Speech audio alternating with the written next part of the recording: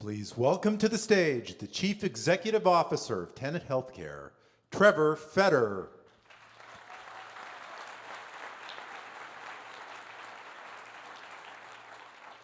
Thank you so much. It's my great pleasure to welcome you to the Clinton Foundation's third annual Health Matters Conference. We're pleased again to be the presenting sponsor of this important national conference, which shines a spotlight on efforts to make health and wellness a priority for every generation. Over the past 2 years, the Clinton Health Matters Initiative has already generated commitments of more than $100 million for efforts that improve the health and well-being of 25 million people across the United States. The aims of the Clinton Health Matters initiatives are a natural complement to our mission at Tenet to improve the health and well-being of the individuals and communities we serve. And it's fitting for us to sponsor this conference right here in the Coachella Valley, where 2 of our hospitals, Desert Regional Medical Center and JFK Memorial Hospital, are partnering closely with the Clinton Foundation on local programs. Since we were here last year, our company has grown substantially following the acquisition of Vanguard Health Systems.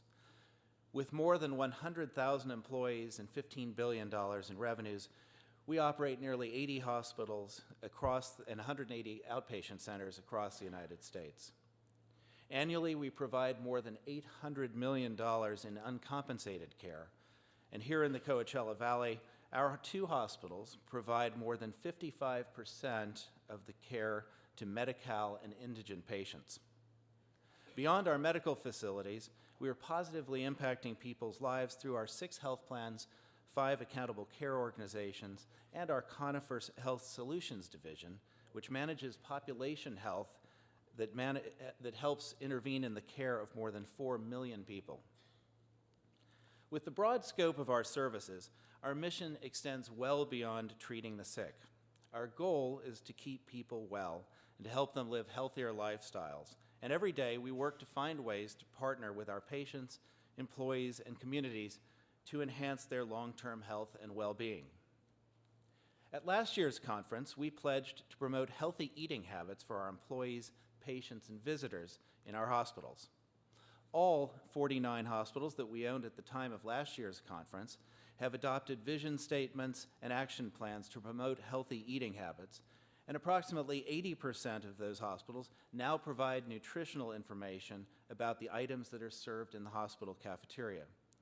In 2014, we'll keep up the momentum and expand those efforts to all of our hospitals, including those that we recently acquired.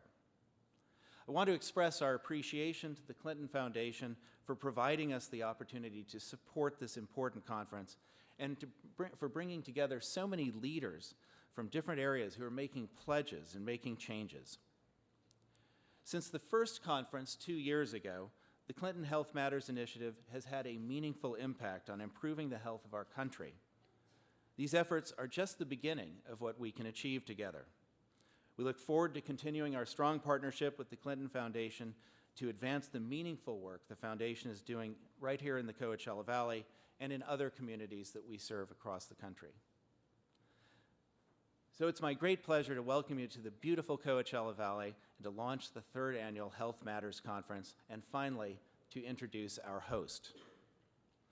Over his 2 terms, President Bill Clinton presided over the longest period of economic expansion and prosperity in U.S. history. Upon leaving office in 2001, he launched the Clinton Foundation in Harlem with 14 people, and it has since grown to more than 2,300 staff and volunteers worldwide. The Health Matters Initiative is actually the newest of the Foundation's programs. The Foundation's cornerstone, the Clinton Global Initiative, has brought together thousands of world leaders, top business executives, Nobel Peace Prize laureates, and innovative thinkers to take action to solve some of the world's most pressing problems. One of the earliest efforts was directed at the global AIDS crisis, and thanks to President Clinton's leadership, more than 6.8 million people living with HIV/AIDS around the world are now receiving the medicines that they need to survive. To date, Clinton Global Initiative members have made more than 2,800 commitments improving the lives of over 430 million people in more than 180 countries. When fully funded and implemented, these commitments will be valued at $87.9 billion. Another major program of the Foundation is the Clinton Climate Initiative, which is working to reduce more than 248 million tons of carbon dioxide in major cities around the world, while also strengthening local economies. Another program, the Alliance for a Healthier Generation, a partnership between the Foundation and the American Heart Association, is putting a stop to the rise in childhood obesity in the U.S. More than 20,000 schools in all 50 states are providing students with healthier learning environments, and 30 million students will have access to healthier school meals. That includes schools right here in the Coachella Valley. And since 2009, President Clinton and the Clinton Foundation have been working to improve economic development in Haiti. He's continued to support that country and its people as they work to rebuild after the 2010 earthquake and implement an economic vision for their future. In more than 35 years of public service, few leaders have had the impact that our host today has had. So please join me in giving a warm welcome to the 42nd President of the United States, Bill Clinton. Thank you very much. Thank you. Thank you. Please stand. Thank you. Thank you.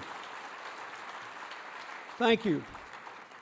Thank you and good morning. I'm sorry we're starting a little late, but you gathered a little late, and I was told it was because of the workouts.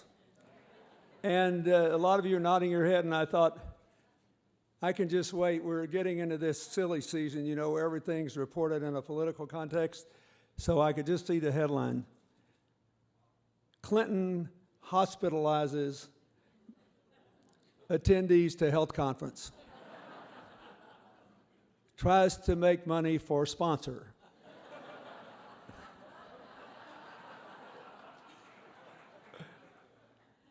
Trevor was just saying, you know, it's not a bad headline. We got 2 of the 3 hospitals out here. Maybe it's a good deal. I want to thank you for being here in our 3rd conference. I thank Tenet, as always, for their support. I want to thank ESPN for the great town hall meeting we had last night. I don't know how many of you were there or saw it, but it was amazing. They did a wonderful job. Kobe Bryant was great. The other athletes on the program were great, and the children were wonderful, so I thank them for that. I also want to thank our other sponsors, in addition to Tenet, the PGA Tour, GE, the Berger Foundation, Massimo, PricewaterhouseCoopers, Technogym, AstraZeneca, California Endowment, and Sanofi. They all support the conference and the year-round work we do to try to help improve the health of people around America. I want to thank Humana for working with us and the PGA Tour to put on this Humana Challenge, which starts on Thursday, our golf tournament, which tries to build on Bob Hope's legacy and keep it alive here in the Coachella Valley. I think Bob Hope would appreciate our focus on a week of wellness. I first met Bob Hope when he was still just 78 years old, a young man. And I was the governor of Arkansas, and he did a gig at the university. And so I went up and had dinner with him. And I said, how do you keep doing this? And he said, well, I played golf as long as I could, but I walk an hour a day, no matter where I am and no matter how snowy or rainy or slippery it is. I carry every conceivable kind of footwear and a big umbrella. And if I have to walk after midnight, I do it. I never, ever go to bed unless I walked an hour. And he made it to nearly 100, you know, so it's not a bad prescription. What we try to do with this conference is to think about how we can have wellness in every generation.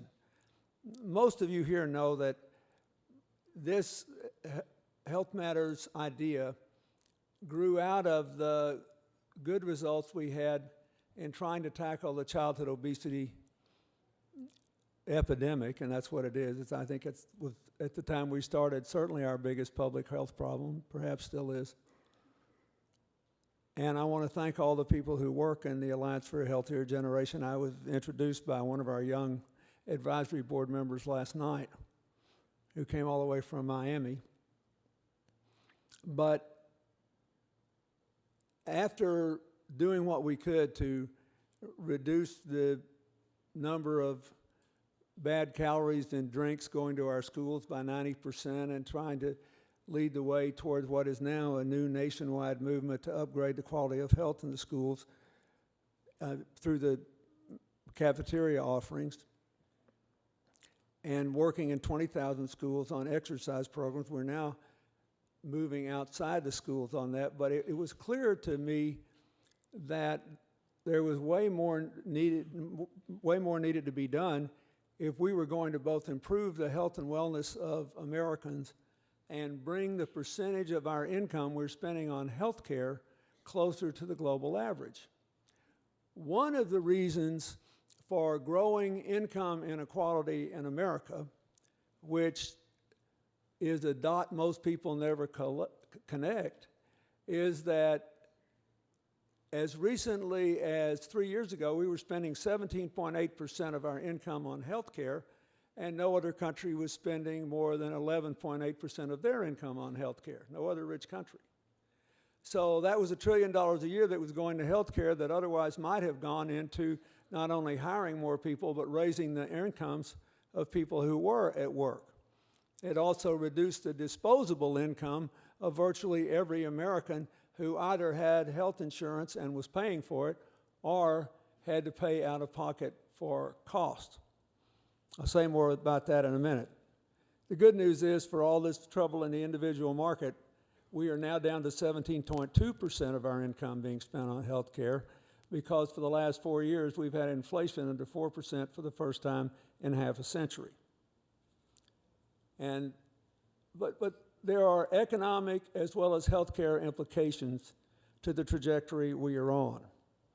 And it was clear to me that unless we started something like this, we were going to have real problems with the aging of the baby boomers.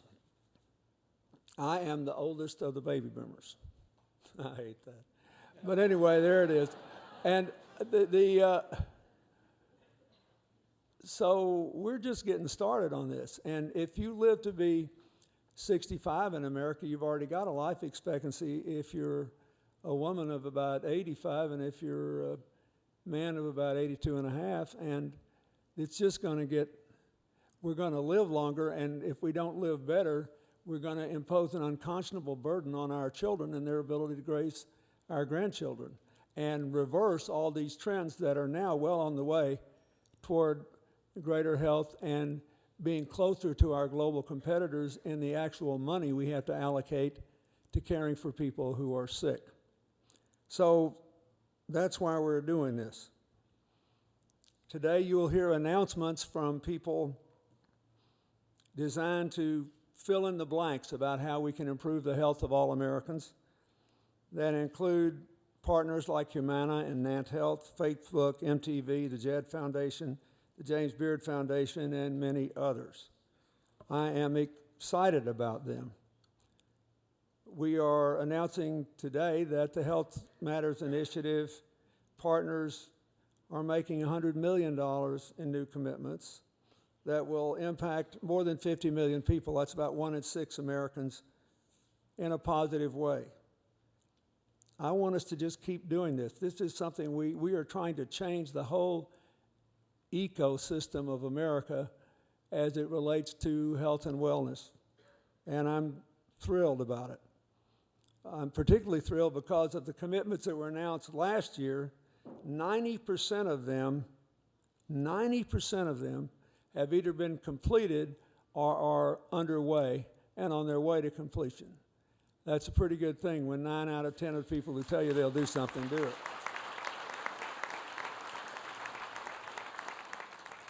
So, we still got a long way to go.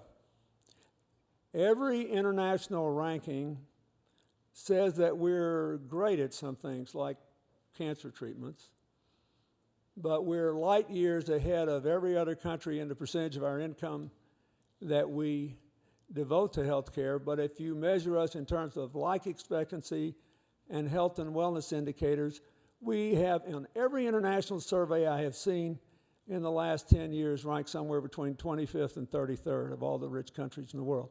We can do better, and we have to change it ourselves.